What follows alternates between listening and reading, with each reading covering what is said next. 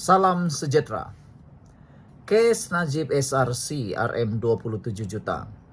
Adakah Najib akan dibebaskan atau tidak? Ikuti ulasan kali ini, pasti Anda akan terkejut. Keputusan daripada mahkamah. Selamat datang kembali ke saluran ini. Hari ini kita akan kupas satu lagi isu politik dan perundangan yang sedang menjadi tumpuan ramai. Kes Datuk Seri Najib Tun Razak yang membabitkan RM 27 juta ringgit dana SRC internasional. Adakah beliau akan dibebaskan daripada pertuduhan itu? Atau mahkamah akan teruskan pendakwaan? Untuk makluman, Najib kini sedang menjalani hukuman penjara atas kes penyelewengan RM 42 juta SRC yang sudah diputuskan dan disabitkan. Tapi kes yang kita bincang hari ini berbeza. Ia adalah 3 pertuduhan pengubahan wang haram melibatkan 20 juta ringgit lagi.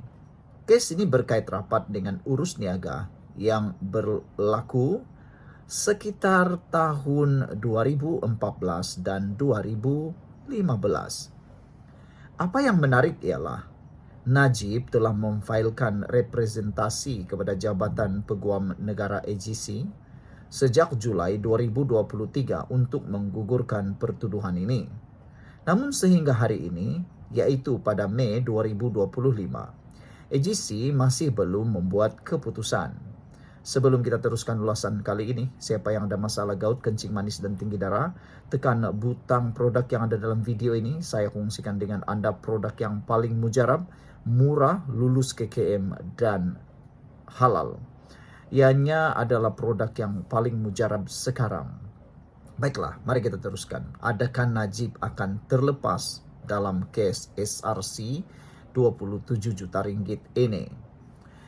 Pada 6 Mei 2025, Mahkamah Tinggi dimaklumkan oleh Timbalan Pendakwa Raya bahawa AGC memohon lanjutan sebulan untuk meneliti representasi itu.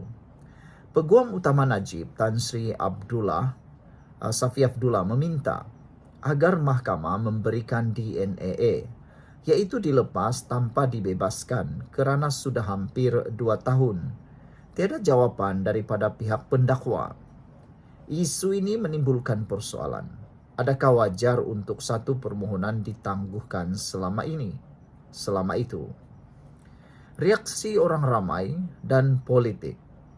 Dalam kalangan rakyat dan pemerhati politik, ramai melihat kes ini sebagai ujian besar kepada sistem kehakiman dan integriti Jabatan Peguam Negara. Jika Najib dibebaskan, pasti akan timbul pelbagai reaksi. Dari segi sokongan politik hingga kepada kecaman keras terutama dari pihak pembangkang dan masyarakat sivil.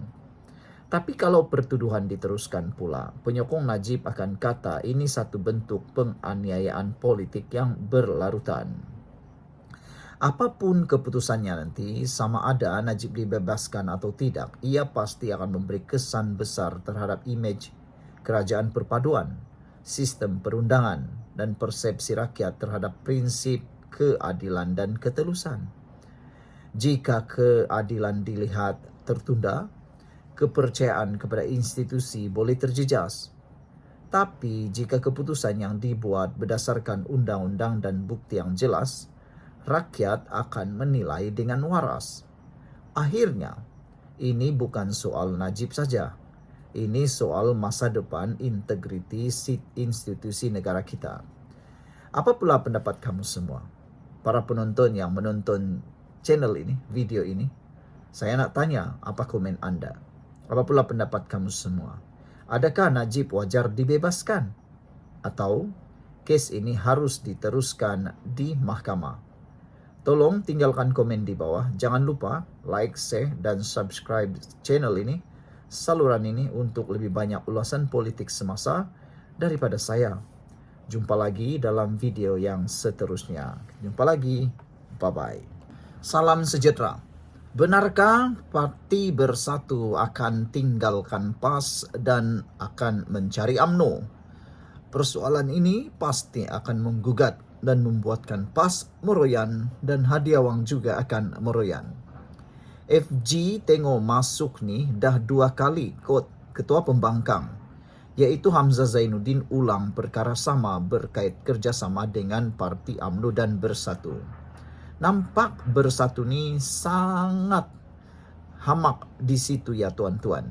Dulu mereka kutuk UMNO habis-habisan. Hari ini Timbalan Presiden Bersatu sendiri, Hamzah Zainuddin, dah cakap terang-terang. Bersatu terbuka untuk bekerja sama semula dengan UMNO. Siap puji-puji lagi kata ideologi samalah, perjuangan sehaluanlah, tapi PAS tak disebut langsung. Adakah ini petanda bahawa PAS dan Bersatu sudah di hujung tanduk? Sebelum kita teruskan ulasan kali ini, jangan lupa tinggalkan komen anda. Bagi anda yang ada penyakit kencing manis, tinggi darah dan gout, tekan butang produk yang ada dalam video ini, kerana produk yang saya kongsikan kepada anda adalah produk yang terbaik di pasaran dan telah pun mendapat testimoni yang beribu-ribu. Beribu-ribu orang kata mereka telah pun mendapat manfaatnya. Beli sekarang, harganya murah di pasaran dan yang paling bagus, lulus KKM dan juga halal. Sediakan payung sebelum hujan. Okeylah, kita teruskan. Bayangkan beginilah. PAS berjuang siang malam. PAS berjuang naik bendera sama, mempertahankan Perikatan Nasional, banyak kali disaman, banyak kali bayar saman.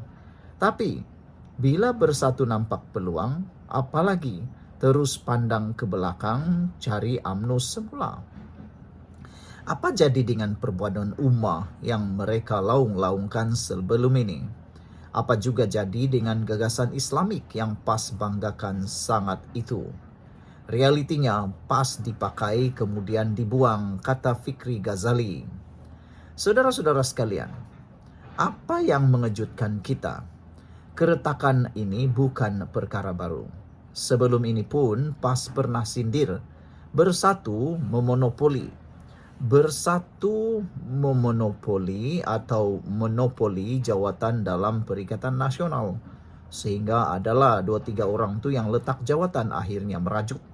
Bila umum pengerusi negeri, siapa tetapkan? Bersatu. Bila sidang media besar, siapa bising? PAS tak diajak. Sekarang, Bersatu makin rancak buka pintu untuk bekas pemimpin MIC dan MCA. Kononnya nak jadi parti inklusif. Bawa bukan Bumi Putra masuk sayap parti, duduk setaraf naik presiden. PAS pula masih setia angguk, masih hidup dalam fantasi kononnya rakan kongsi. Kesimpulannya, Bersatu dah tak nampak nilai pada PAS. Mereka tengah cari jalan keluar. Nak reset, nak cuci image, nak naik balik, nak balik peluk UMNO bila perlu. Sekarang ini dah lama ditulis, cuma sekarang baru terbongkar. Skrip ini dah lama ditulis, cuma sekarang baru terbongkar. PAS kena sedar cepat. Dari kingmaker, mereka dah jadi waterboy. Dipakai waktu susah, ditinggal bila tak perlu. Dan rakyat pula, rakyat sedang menonton wayang yang sama. Cuma kali ini makin ramai yang dah celik mata. Saudara, ini semua apabila Hamzah Zainuddin mengumumkan Bersatu tak tolak kemungkinan kerjasama dengan UMNO. Sekarang persoalannya, sampai bila PAS boleh bertahan dalam Perikatan Nasional bersama dengan Bersatu? Adakah mereka akan bercerai esok? Kita tunggulah nanti.